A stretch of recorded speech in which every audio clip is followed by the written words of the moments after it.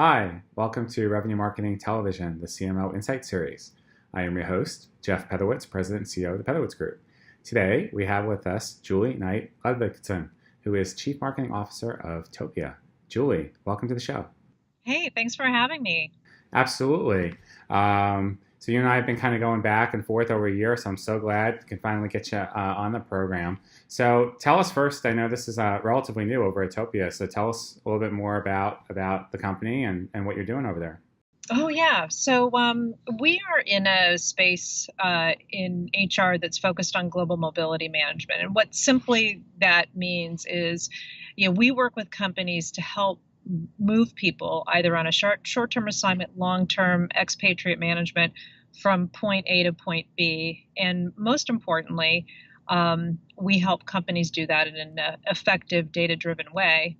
And then equally important, we create really good employee experiences or an employee experience so that it takes the stress out and the unknowing or mystery of relocation for that individual and for their families. Ah, that's really fascinating. So what are some of the different services that you provide? Yeah, if you think about global mobility management, it's very much of a fractured ecosystem in the sense that there's a lot of people doing a lot of different things. When people think most notably about global mobility, they think about relocation or the relocation management firms, and we do that, and we have a product as well as associated services that take care of what is traditional relocation. The other thing that we do is we have a whole management system, notably called Topia Manage. And what it does is a couple of things.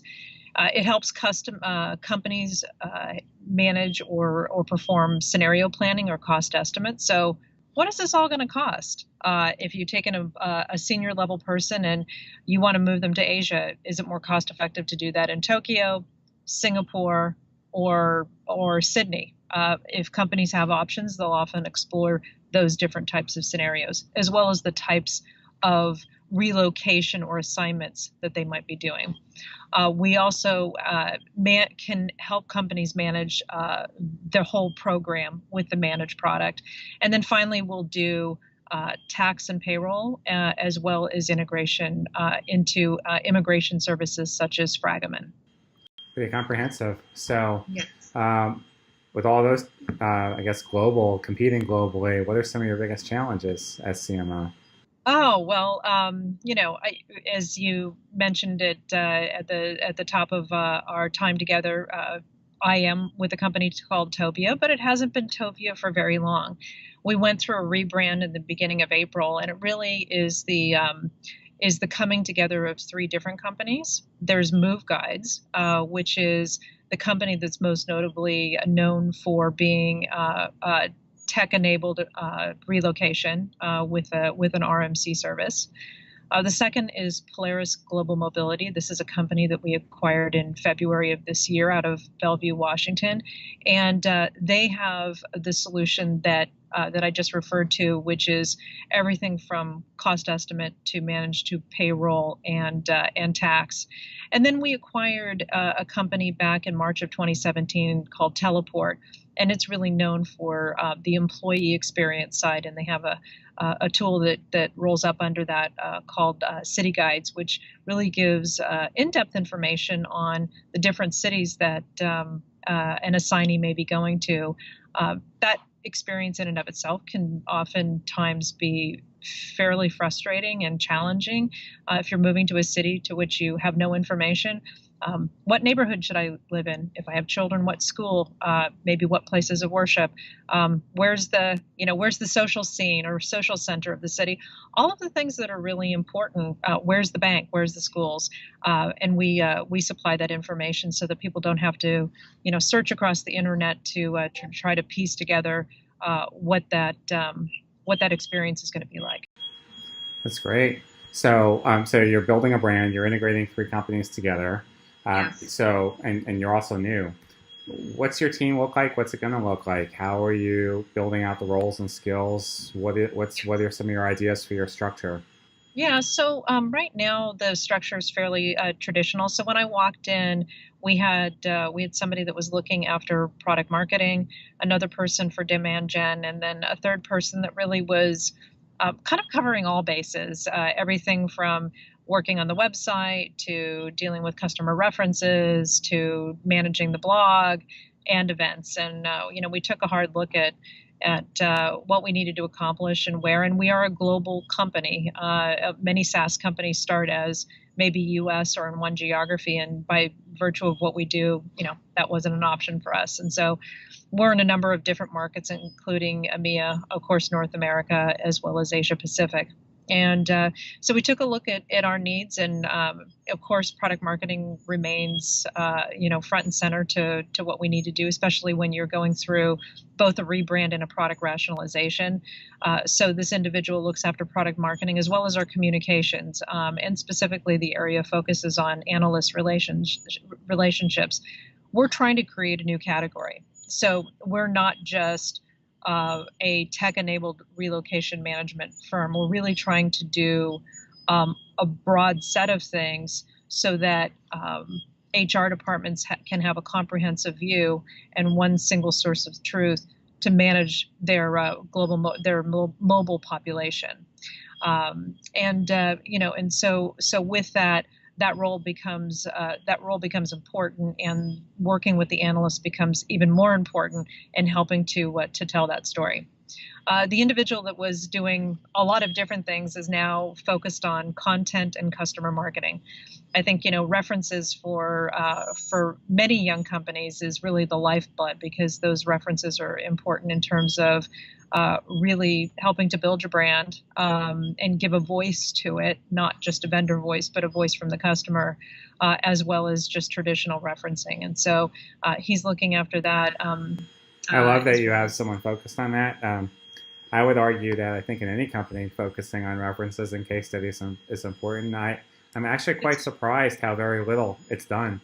Yeah, I've never known why, but I know that when you talk to your sales team, they can never have enough references or enough of the right references. So at least a portion of an individual's time really should be focused on it. And then we have somebody who looks after demand generation, so traditional demand gen as well as field marketing, most notably for North America, and a little bit on Asia Pac. And then we've just brought somebody on in our EMEA market who's focused. She's a more junior member of the team, but focused on demand generation, communication, and events. So that's what it looks like right now. We'll add roles over time, but this is what we have as a startup, and so we're making the most of it. And even though I'm the CMO, I'm very much a player manager. So I'm helping build campaigns. I'm writing blogs. I'm working the stand. I'm talking to analysts. So just Sweeping because the you floor, have taking out the trash, doing all that yeah, stuff. taking out the trash. So just because you have a senior title just means actually very little, other than, the buck stops with you from a marketing perspective, but, still very much involved in the day-to-day and helping the team to execute, build the strategy, and shoulder some of the workload myself. Yeah, it's definitely, and I'm sure your team appreciates it too. Just you're working side by We have side. a good team. Yeah. So, from a process perspective, as you scale this thing up, what are some of the sales and marketing business processes you're spending more time on? So we're spending time on the operational side. So taking a look at the tech stack, making sure that we have a good understanding of what the target is. So we have a shared target along with our sales and BDR colleagues around pipeline. And then, of course, building that reverse funnel to understand what we're on the hook to deliver from a leads MQL perspective. The other thing is that we do have a targeted account strategy, and so with that, making sure that we're operationalizing properly to ensure that our marketing is very geared towards that, but that we have data enrichment and a really good understanding of who we're meant to be targeting, and that data is clean and available. We also from that standpoint, the operations side, the reporting is definitely an area that I've spent a lot of time on. The other piece is, as I mentioned, we have somebody who's dedicated in part to the customer reference program. So it was building the customer reference program from scratch. It's not just making sure that we have the right customers and the right use cases for peer-to-peer references or customer case studies. It's also really broadening what customer reference means, in the sense that many of our customers are really leading the way in terms of what mobility is and what it should become. And so a lot of thought leadership is something that is of interest to them, and of course interest to us. So broadening what that means and engaging with customers in different ways so that they can get their stories out. They may use Topia as the platform and the channel by which to do that, but that's an area of focus. So those are just some of the things that we're focused on here at Topia. Love that. And so what is your boss holding you accountable for, and what are you holding your team accountable for? Well, a number of things. I mean, first and foremost, as a growing company, it's really scaling the demand gen, and so pipeline. So that's, something that we spend a lot of time on. But the other thing that she's really focused on is the messaging and the positioning of the company. As I mentioned, we acquired a new company in February of this year. We are, as I mentioned, also really creating a new category around global mobility management, and also talking at a higher level about the future of work and agile organization, and the role that mobility can and should play as part of helping organizations move to an agile model and think about career pathing for their employees and delivering opportunities in order to build, a strong leadership bench for the organization. And so messaging and positioning is one of the two primary KPIs for me, and that's including developing that, and that really got rolled out with the rebrand, which was at the beginning of April. But also working with my sales enablement partner to ensure that our sales teams are trained not only on an elevator pitch, but really understand the category and then the messaging, both at a customer level for HR as well as a mobility leader, and then at a product level. So there's a lot there, but making sure everybody's on the same page and telling the same story is an important thing. We often maybe underestimate how difficult that is, and how you've got to continue to reinforce it. But that's a focus for me this year. Oh, you got a lot to work on. Yeah, the days are busy. I'm sure they are. So, you've been a CMO for a while, and you've seen different changes. So what has been, I guess, the biggest change that you've seen happen, and then what do you see coming that's going to have a big impact on our profession? So I think the biggest change that I've seen is just the remit of the CMO. I think there was a day maybe where people thought of the CMO as somebody that just was the steward of the brand and thought about brand and awareness, and then as any CEO will tell you, demand gen, and that's really become something that you talk to any recruiter, what's your demand gen experience, and demand gen's important, and it definitely is. I think the other thing, though, when you think about the role of CMO is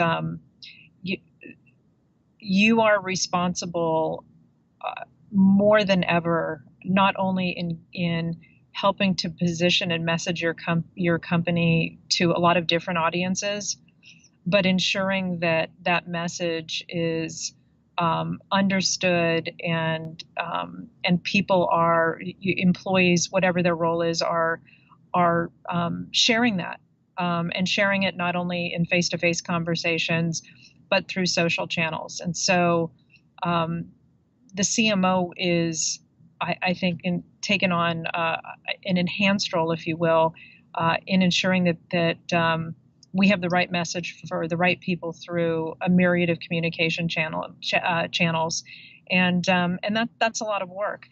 But it's good work and it's important work, because if you don't have a large advertising budget, when most of us don't, especially in startups, leveraging things like social and face-to-face takes on an even greater importance.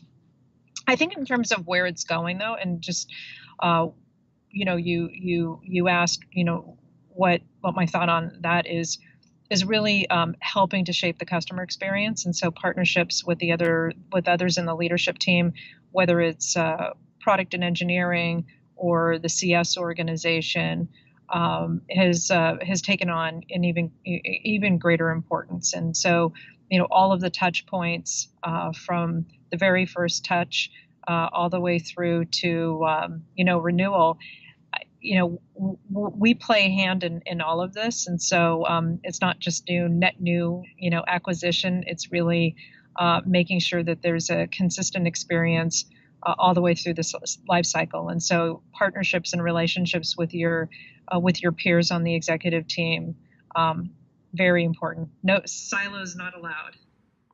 Very well said. So thank you, Julie. I mean, it's a pleasure to get you on the program. I know I've been trying to talk to you for a while, and it was absolutely well worth the wait. So I really appreciate it. You're very welcome. Thank you.